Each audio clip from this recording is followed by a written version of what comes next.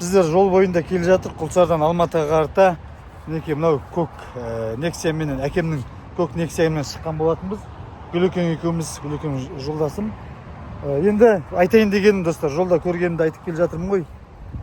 Жолда кетіп бара жатып бір жақсы жерге, талды, көлеңке жерге, сулы жерге тоқтайын десек, жасап қойғандары мынау сыйлықтар.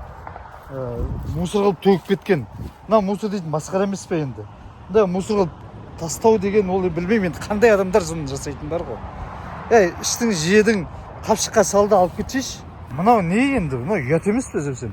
Сіздер де біздер сияқты адамсыздар, біз де сендер сияқты адамбыз. Тіпті бір демалайық десек, мынау қай жеріне барып отыратынымызды білмей қарап жүрік қазір. Ұят мыналарың, өте ұят достар, өте ұят. Жолаушылар, осыны жасайтын жолаушылар осы жолда кетіп жатқан. Не деп, қандай адам деп айтуға болады осындай мусор тастап кеткендерді? Мал емессіңдер ғой, мал емессіңдер, шошқа емессіңдер. Енді мынау деген білмеймін не айтарымды бар, қандай адамсыңдар. Мүмкін осыны тастаған адамдар көріп отқан шығарсыздар, келесіде жасамаңыздар.